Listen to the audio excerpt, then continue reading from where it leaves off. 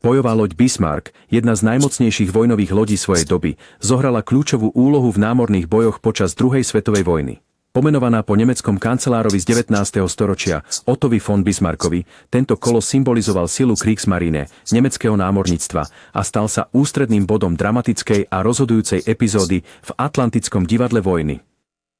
Príbeh Bismarcka, od jeho vzniku až po dramatické potopenie, nie je len príbehom námorného inžinierstva, ale aj významnou epizódou, ktorá zdôraznila strategický význam námornej nadvlády a neúnavný boj o kontrolu nad Atlantikom. Zrodenie Bismarcka. Spustená v 1939, Bismarck bola produktom ambiciózneho nemeckého programu námorného prezbrojenia, ktorý sa snažil vyzvať britskú námornú dominanciu. Bojové lode triedy Bismarck boli navrhnuté tak, aby boli rýchle, silne obrnené a silne vyzbrojené. S dĺžkou 251 metrov a výtlakom viac ako 50 000 tón bol Bismarck plávajúcou pevnosťou vybavenou 8 15-palcovými delami, schopnými zasiahnuť nepriateľské lode na veľké vzdialenosti. Konštrukcia Bismarcka bola súčasťou širšej stratégie Adolfa Hitlera na narušenie spojeneckých lodných trás a získanie kontroly nad Atlantikom. Do roku 1940 Nemecko už dosiahlo významné víťazstvá v Európe a Hitler obrátil svoju pozornosť na Britániu, poslednú veľkú mocnosť stojacu proti nemu v západnej Európe. Kriegsmarine dostala kľúčovú úlohu – blokovať a izolovať Britániu zameraním sa na jej námorné zásobovacie trasy. Prvá a jediná misia Bismarcka – Operácia Rheinübung. Operačná história Bismarcka je krátka, ale dramatická. Prvá a jediná misia lode, Operácia Rheinübung, bola spustená v máji 1941. Cieľom bolo preniknúť do Atlantiku a narušiť spojeneckú lodnú dopravu pozdĺž, spolu s ťažkým krížnikom Prinz Eugen. Plán bol odvážny. Bismarck by prestrieľal akúkoľvek britskú vojnovú loď, s ktorou by sa stretol, a využil by svoju rýchlosť na únik alebo manevrovanie pred akýmikoľvek hrozbami.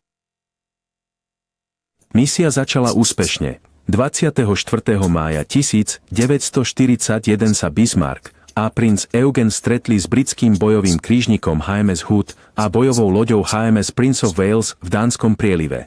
Nasledujúca bitka bola zúrivá. Bismarckova prevaha v palebnej sile sa rýchlo prejavila. Za pár minút bol Hood zasiahnutý a jeho muničný sklad explodoval, čo potopilo loď a vzalo so sebou všetkých okrem 3 členov posádky. Strata Hoodu, jednej z najznámejších lodí kráľovského námorníctva, bola vážnou ranou pre britskú morálku a zdôraznila ohromnú silu Bismarcka. Avšak, Prince of Wales sa podarilo spôsobiť škody na Bismarcku predtým, než sa stiahol z boja. Tieto škody, hoci nie okamžite kritické, by mali významné následky. Zásah do palivových nádrží spôsobil pomalý, ale stály únik palivového oleja, čo prinútilo Bismarck zamieriť do okupovaného Francúzska na opravy namiesto pokračovania v misii v Atlantiku. Lov na Bismarck. Potopenie HMS Hood podnietilo kráľovské námorníctvo k akcii. Bola spustená masívna operácia na vypátranie a zničenie Bismarcka, do ktorej bolo zapojených množstvo lodí a lietadiel. Naháňačka cez Atlantik sa stala jednou z najdramatickejších epizód vojny, ktorá zaujala predstavivosť verejnosti a tlače. Napriek počiatočnému úspechu bola cesta Bismarcka plná výziev. Britské sily, odhodlané pomstiť Hood, neúnavne prenasledovali nemeckú bojovú loď. Zlom nastal 26. mája 1941, keď britské lietadlá z lietadlovej lode HMS Ark Royal spustili útok. Torpédo zasiahlo kormidlo Bismarcka, zaseklo ho a loď sa stala takmer neovládateľnou. S obmedzenou manevrovateľnosťou bol Bismarck prakticky odsúdený na zánik. Ráno 27. mája 1941 sa kráľovské námorníctvo priblížilo. Bojové lode HMS King George Fitre a HMS Rodney spolu s niekoľkými krížnikmi sa zapojili do poslednej brutálnej bitky s Bismarckom.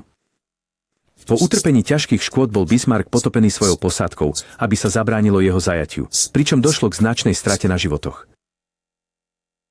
Strategický a symbolický dopad.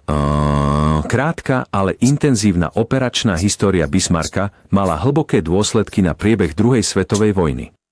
Stavba a nasadenie lode odrážali nemecký strategický dôraz na námornú silu a dôležitosť narušenia zásobovacích línií spojencov.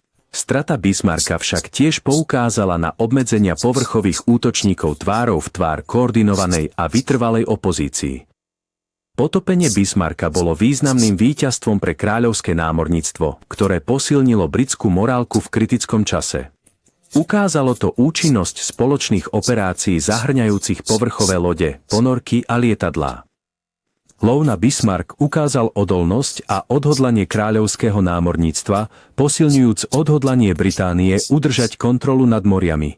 Navyše, epizóda s Bismarckom mala psychologický a symbolický dopad. Zničenie najvýkonnejšej nemeckej bojovej lode bolo propagandistickým víťazstvom pre spojencov. Znamenalo to zlom v námornej vojne v Atlantiku, ktorý posunul rovnováhu síl v prospech spojencov. Úspech kráľovského námorníctva v neutralizácii takej hrozivej hrozby zdôraznil dôležitosť námornej prevahy a strategickú hodnotu udržania kontroly nad kľúčovými námornými trasami. Širší kontext. Námorná vojna v druhej svetovej vojne. Príbeh Bismarcka nemožno plne oceniť bez pochopenia širšieho kontextu námornej vojny počas druhej svetovej vojny. Vojna na mori bola kľúčová pre kontrolu zásobovacích línií, presun vojsk a projekciu moci. Spojenci aj mocnosti osy si uvedomovali strategický význam oceánov a výrazne investovali do svojich námorníctiev. Pre spojencov, najmä Britániu, bola kontrola nad Atlantikom nevyhnutná pre prežitie. Bitka o Atlantik, zdĺhavý boj medzi spojeneckými konvojmi a nemeckými ponorkami, bola kľúčovým aspektom vojny. Misia Bismarcka bola súčasťou širšej stratégie Nemecka, ako prerušiť životnú líniu, ktorá spájala Britániu so zdrojmi a pracovnou silou jej impéria a Spojených štátov. Odpoveď spojencov na hrozbu Bismarcku ukázala dôležitosť integrovaných operácií. Lietadlové lode, ktoré boli spočiatku považované za druhoradé voči bojovým lodiam, preukázali svoju hodnotu pri lovení a poškodzovaní Bismarcka. Tento posun znamenal širšiu evolúciu v námornom boji, kde letecká sila začala zohrávať rozhodujúcejšiu úlohu. Odkaz Bismarcka. Odkaz bojovej lode Bismarck presahuje jej krátku operačnú históriu. Zostáva silným symbolom námornej moci a pripomienkou vysokých stávok námornej vojny. Dramatické prenasledovanie a konečné potopenie Bismarcka sa stali predmetom mnohých kníh, dokumentárnych filmov a filmov, čím si upevnili miesto v populárnej kultúre a historickej pamäti. Pre Nemecko bol Bismarck dôkazom inžinierskej zručnosti a symbolom námorných ambícií. Jeho strata však bola jasnou pripomienkou víziev udržiavania operácií hladinovej flotily v nepriateľskom a rozsiahlom oceánskom prostredí, ktorému dominovala letecká sila a koordinované námorné taktiky. Pre spojencov bolo víťazstvo nad Bismarckom potvrdením ich námorných stratégií a povzbudením morálky počas náročného obdobia vojny. Posilnilo to význam udržiavania silného a všestranného námorníctva, schopného reagovať na rôznorodé hrozby. Poučenia získané z lovu na Bismarck ovplyvnili budúce námorné strety a vývoj námornej doktríny. Záver.